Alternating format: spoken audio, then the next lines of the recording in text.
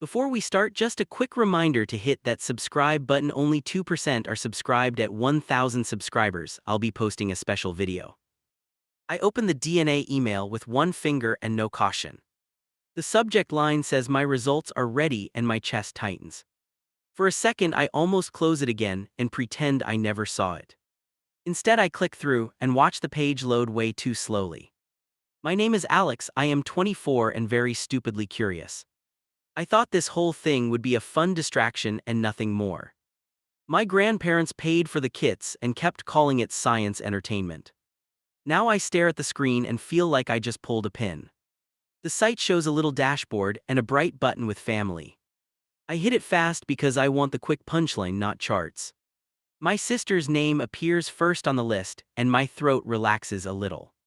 Then I see the number next to her and everything inside me drops. It says we share 0% and I actually laugh once, too loud. I lean closer and blink like more pixels will materialize if I focus. The number does not change and my hand starts tapping the desk. I hit refresh and watch the same nightmare reload without any apology. My brain jumps straight to glitch and refuses anything heavier than that. I tell myself the lab must have mixed up samples for sure. I log out, then log back in like a ritual for normal results. The same page pops up and the same number hits me again. Looking back, I know I understood everything in that exact moment. In real time, I shoved the thought down and grabbed for excuses. I told myself I was dramatic and tired and bad at science. It felt easier to insult myself than believe the page in front. My phone buzzes on the table with a message from my grandfather. He asks if the results are fun yet and adds 3 excited emojis. I type "yeah, it worked great" and hover over the send button. Then I delete the line and lock the phone like it burned me. Another text comes in from my sister and my stomach twists harder. She wants to know if I checked the site yet and found anything cool. She says she expects something weird because we always joke about family curses. I put the phone face down and pretend I did not see her name. A week earlier they all laughed while handing us the boxes at dinner. They wanted cute ancestry stories and maybe some distant cousin in another state. In my head that night everyone was just bored and looking for connection. Now that memory feels like a setup instead of a sweet family moment. Back at the laptop I click every tiny help link I can find. There is a page about rare errors and sample mix-ups and lab mistakes. I cling to those words like they are written just for me right now. None of them match what I see on my account and I feel trapped. Another tab shows genetic matches and a list of people I do not recognize. There is no sign of my parents under close family and that punches hard. My sister is labeled as not related and the phrase looks cruel and final. I scroll down and my vision blurs for a second like I might faint. I close the browser and sit there with both hands pressed together. Some ugly thought tries to form and I slam an invisible door on it. I tell myself I will fix this tomorrow when my head feels clearer. Under everything I already know tomorrow will only make it louder. Before I shut the laptop, I grab a screenshot of the family page. My fingers shake while I save it under a random boring file name. I shove it into a folder and hope hiding it will calm me down. I have no idea that little image is about to blow my life apart. I hover over the checkout button and my thumb will not move. Buying another DNA kit feels insane, not buying feels worse. One test might be a glitch that ruins my whole family. 2 tests lined up the same way would rip away every excuse. I already know which future this click belongs to. I tell myself I am just verifying and not betraying anyone.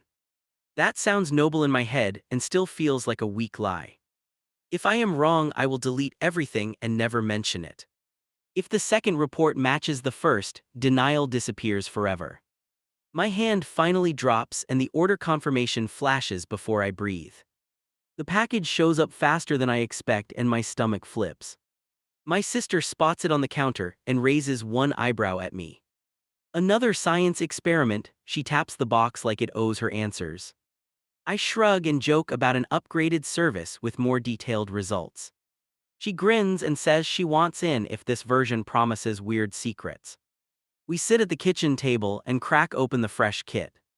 She spins the little tube between her fingers while I read instructions aloud. "Why are you shaking?" She laughs and nudges my arm with her elbow. I blame too much coffee and look anywhere except her face right then. Back then I still thought hiding panic meant I was somehow in control. We finish the steps and I seal the box like I am defusing something.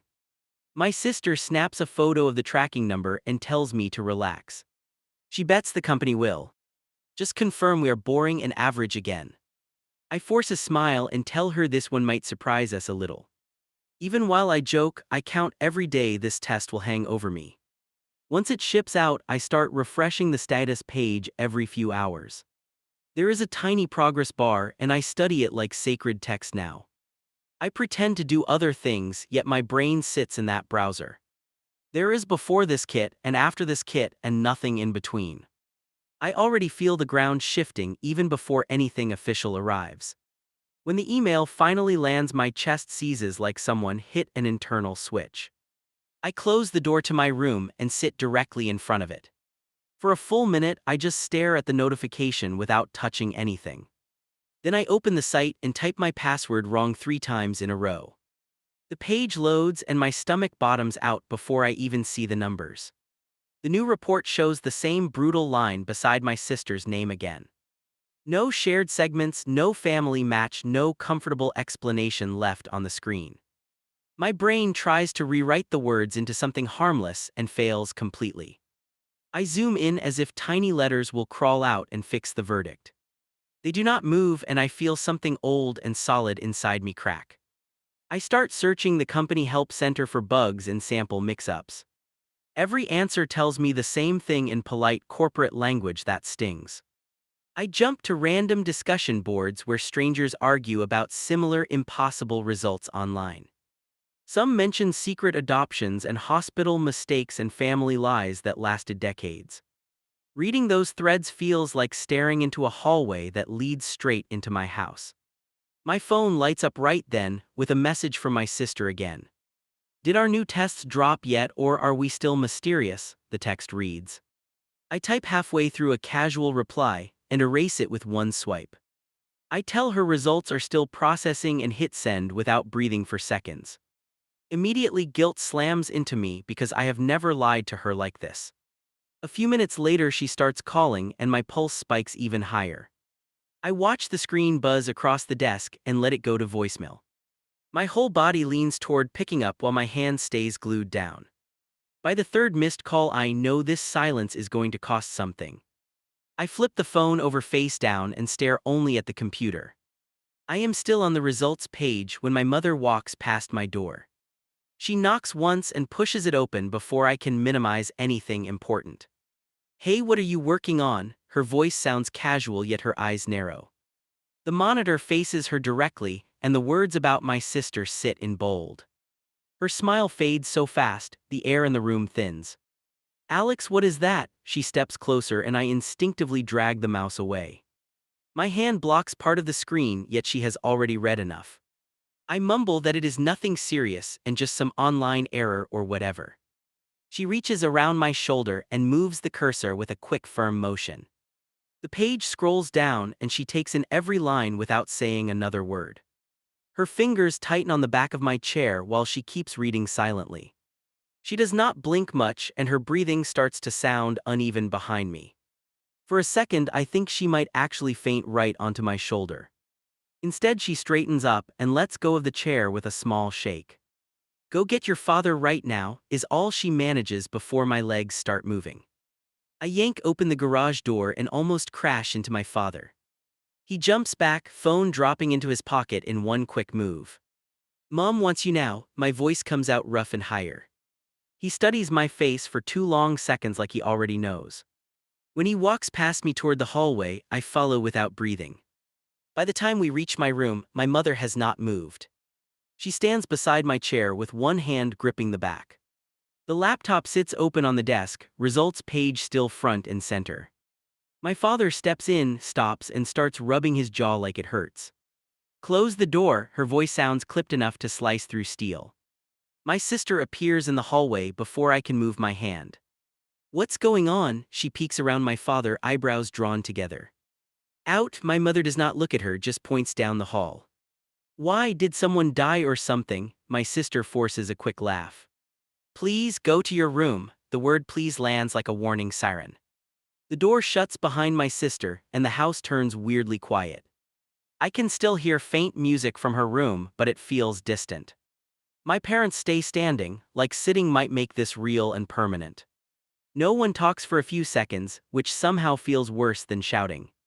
Finally, my mother gestures at the screen with a short, rigid motion. This is not right. She keeps her eyes on the monitor, not me. My father steps closer and reads the lines in Compul. Eat silence. I watch his shoulders rise, fall, then stay locked in one rigid place. This company probably messed something up. His words sound automatic and stale. He reaches for the mouse as if he can scroll away the disaster. That is the second test. My voice breaks partway through the sentence. They both look at me then, twin flashes of alarm and something heavier. I pull up the earlier report with a few jerky clicks, hands trembling. The same verdict sits beside my sister's name, bright and unbothered. I lean back, arms crossed tight, because I have no other shield. We should not jump to conclusions. My father plants both palms on the desk. 2 labs, same result. My throat burns, yet the words come out sharp. My mother presses her fingers against her temples like that might stop everything. This is complicated. Her voice drops, thin and unfamiliar, in my own room. Complicated how? I ask, already knowing I will hate the answer. My father straightens and looks at her, not at me. Something passes between them, a full conversation in one long shared glance. I realize they have rehearsed some version of this moment for years. He exhales, slow and careful, like he is picking each word from glass. We never planned to tell you like this. That line turns my legs to jelly. What does that even mean? My hands open and close at my sides.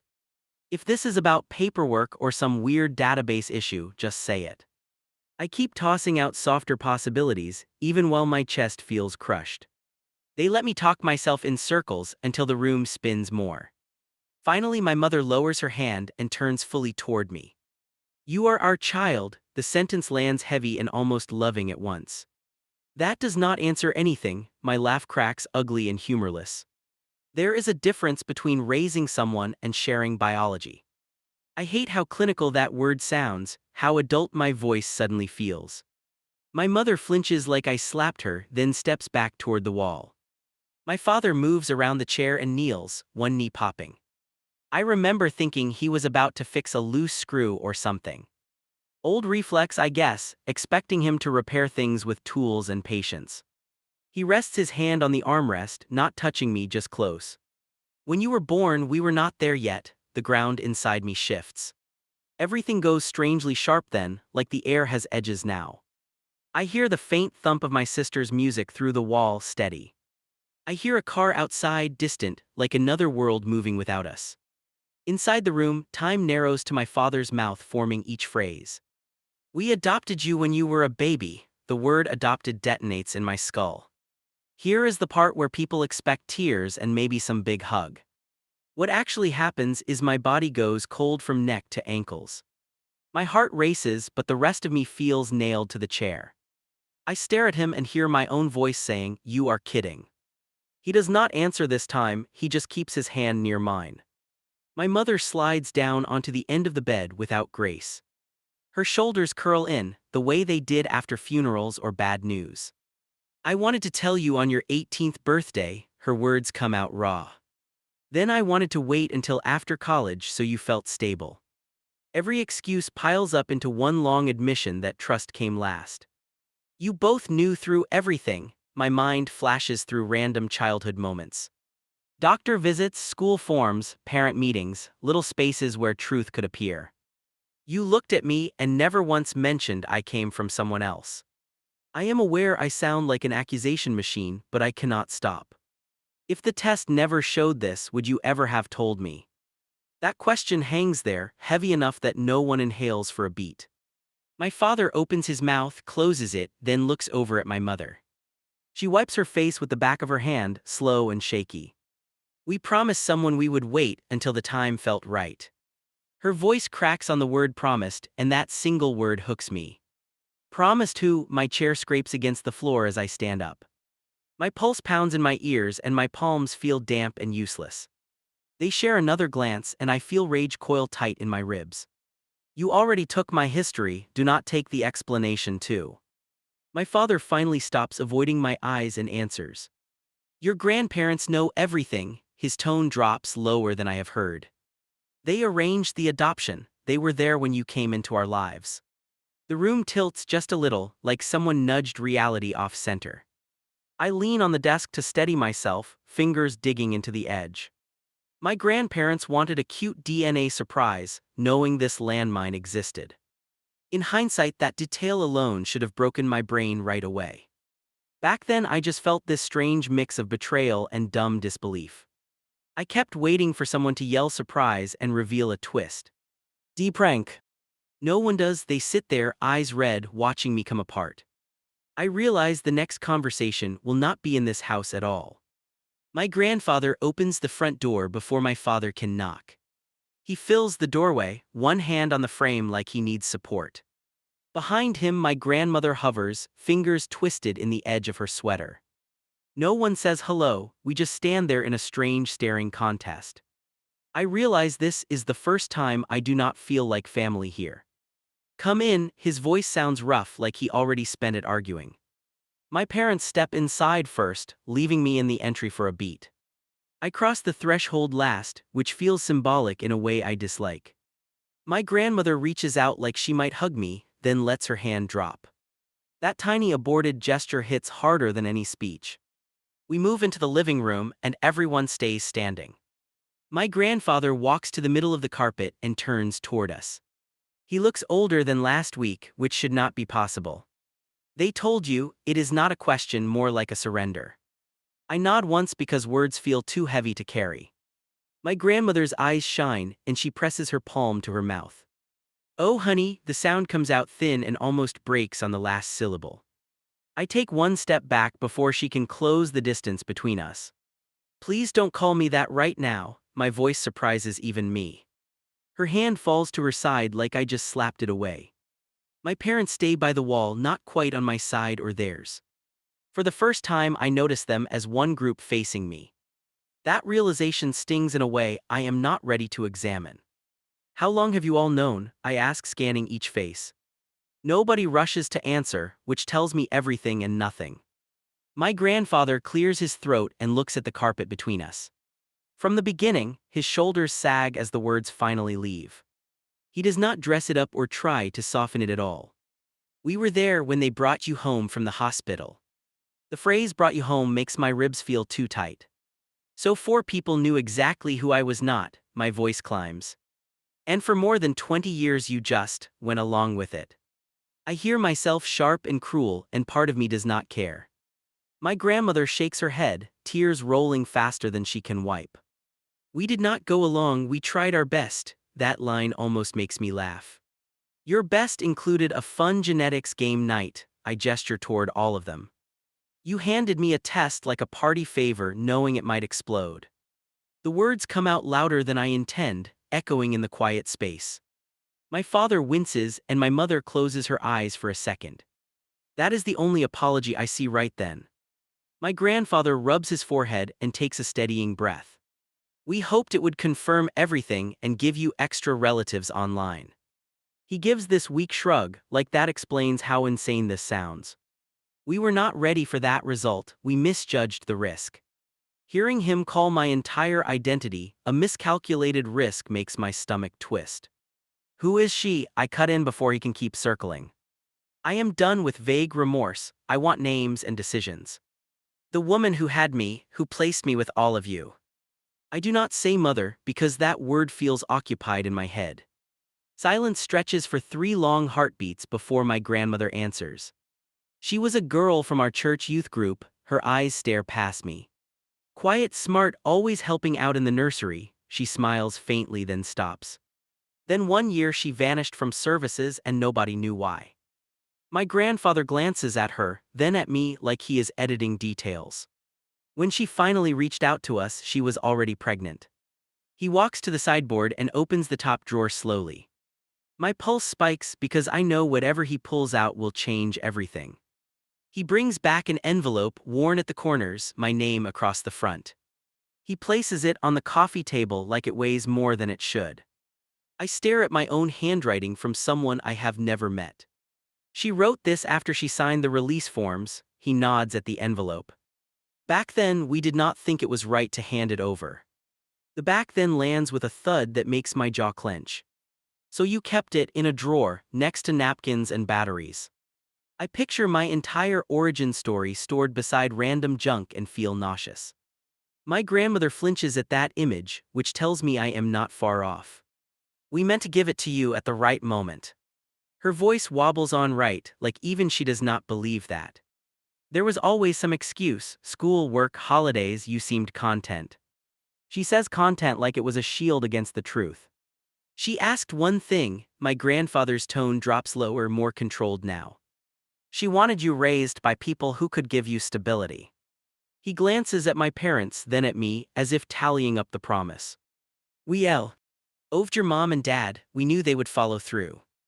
I almost spit out that following through would include honesty, not just birthdays.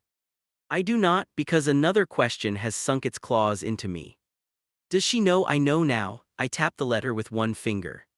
My hand trembles just enough to give me away.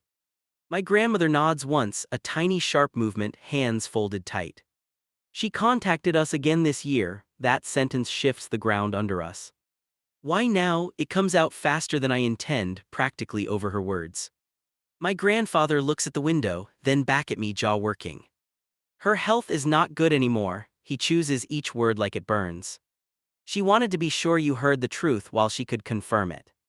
Of all the phrases I imagined, health is not good hits hardest. So in one afternoon I learn I was placed, not born, into this family. On top of that, the person who gave me life is running out of it. Part of me wants to scream at everyone in this room. Another part wants to run straight toward the stranger behind that envelope. I stand there caught between both, unable to pick a direction. She did not ask you to find her before this, my voice drops now. My grandmother shakes her head, lips pressed together as if holding something back. She wanted a clean break, no confusion, no pushing into your world. Each no lands like a little hammer, closing doors I did not know existed. Only recently did she say she regrets how absolute that was. My father steps closer and rests a hand on my shoulder light. We followed her wishes, even when it hurt, even when it felt wrong. I shrug him off, not because I hate him but because I cannot handle touch. So everyone honored her boundaries except mine. The line comes out cold. No one argues, which tells you everything about that moment. The envelope sits between us like a dare. I am terrified of what it holds and even more scared to ignore it. If I open it, I cannot go back to pretending I am just unlucky with DNA. If I leave it sealed, I stay stuck in this half-truth forever. My fingers move toward it before I finish that thought.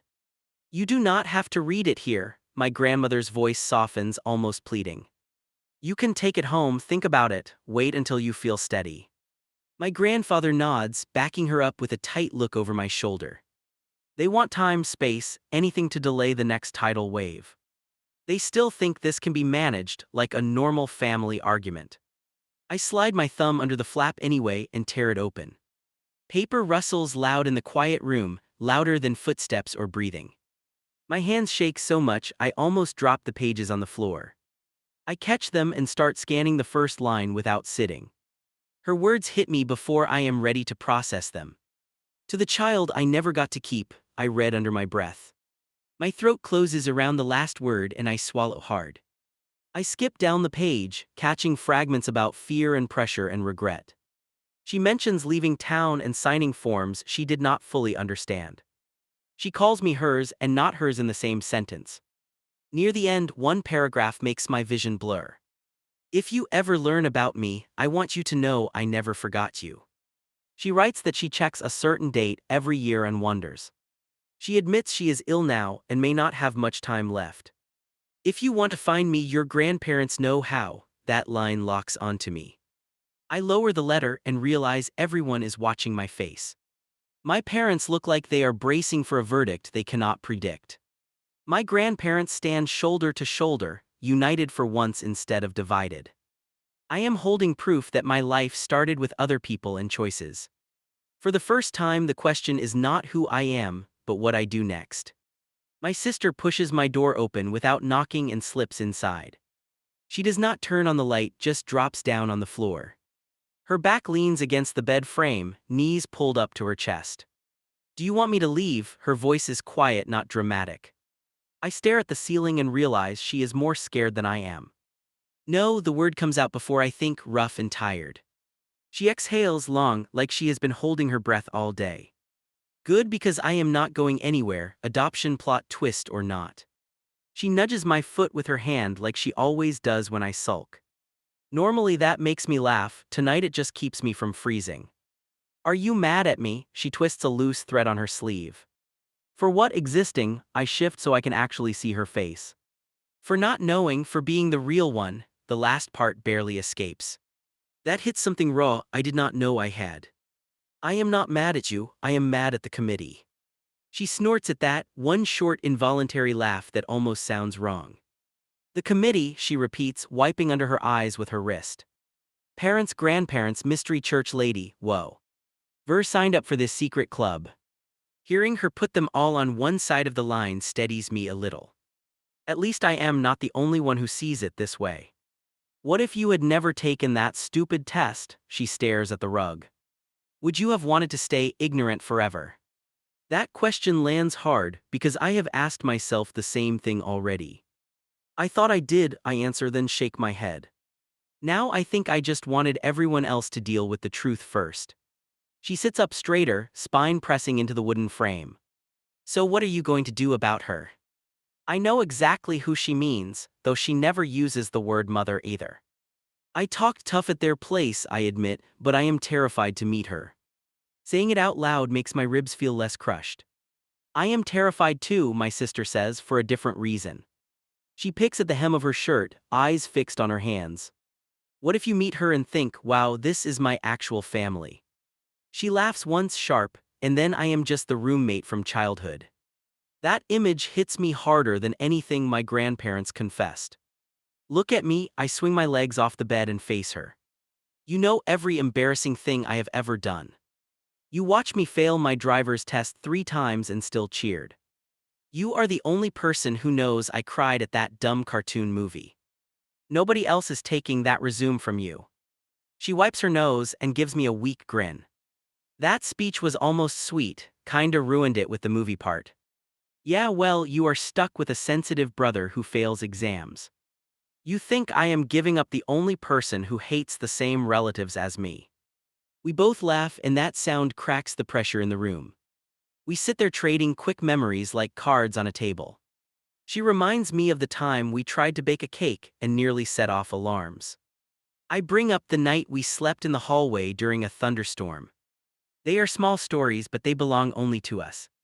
Everything else feels borrowed right now, this part does not. "Promise me something," she says, voice dropping again. "When you meet her, if you meet her, you tell me after. Do not keep that part locked away with the grown-up secrets." Her eyes are wet but steady, like she is drawing a line in the sand.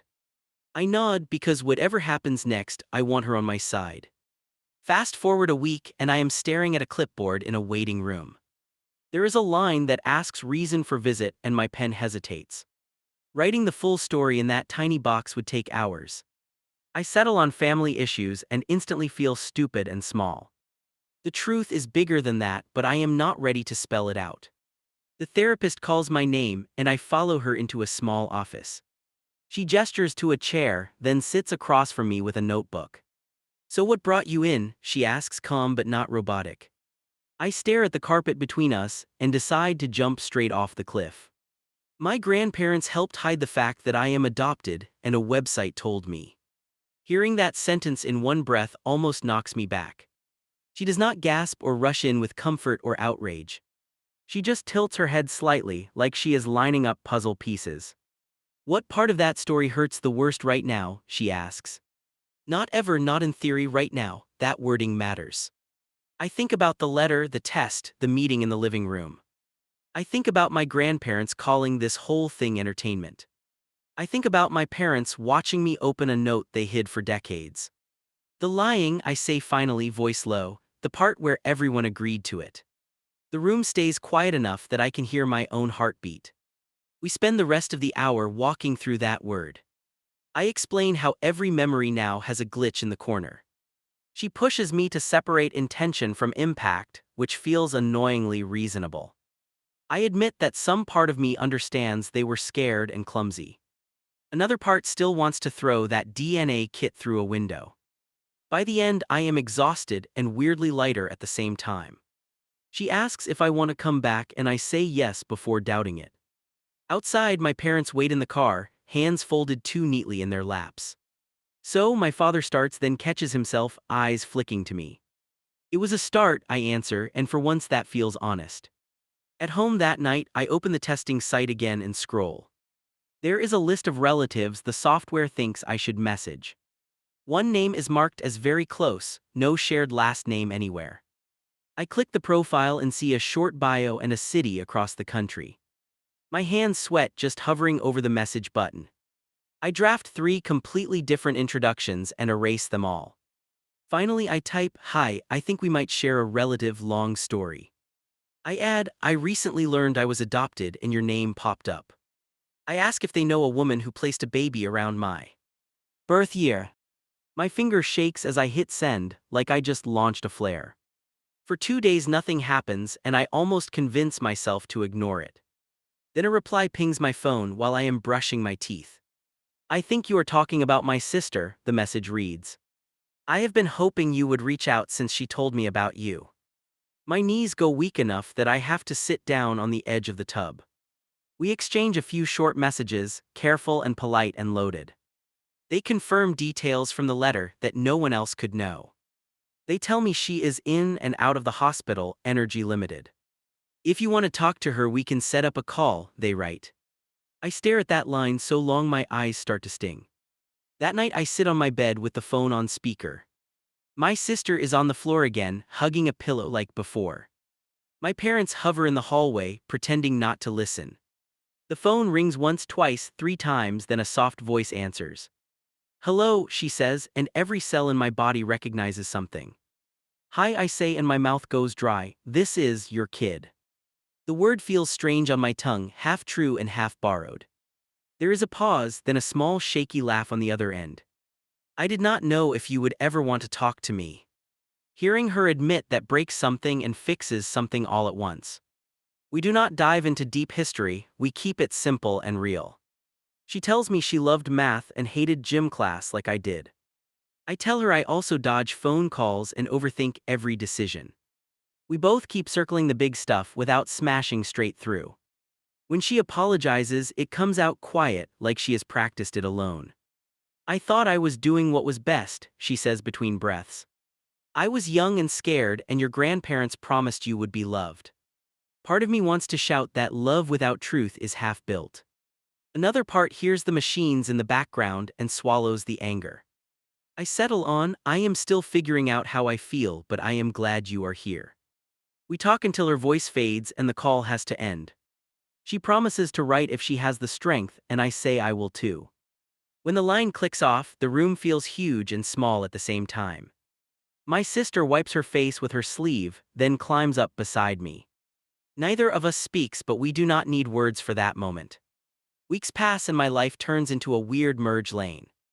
Therapy on Tuesdays, group chat with newfound relatives on weekends. Awkward dinners with my parents where we tiptoe around the word adoption. Some nights I answer my birth aunt's texts, some nights I mute everyone. Learning where you come from is not a montage, it is slow and messy. My relationship with my parents does not magically repair, it bends. I set boundaries, they overstep, we drag it into counseling and drag it back. They stop calling the secret a promise and start calling it a mistake. My mother cries less from guilt and more from something closer to acceptance. My father asks real questions instead of trying to fix every feeling. My sister becomes the translator between old life and new connections. She makes jokes when the tension spikes, then sends me memes at midnight. She says, "You can have bonus family, but I am the original roommate." On days when I feel like a guest in my own house, she anchors me. She is the one constant that never needed a lab report. People ask if I feel lucky or cursed now, and I never know. I lost the simple version of my family story forever. I gained another entire branch of people who share my face and habits. Most days I feel both grateful and furious and weirdly hopeful at once. I am still learning that all of that can live in the same body. Every now and then, I still log back into the DNA website. The chart of relatives pops up, neat labels where chaos used to sit. I do not stare at the mismatch with my sister anymore, not as long. Instead, I check the Messages tab, then close the browser and pocket my phone. In the next room, I can hear my sister yelling my name like always.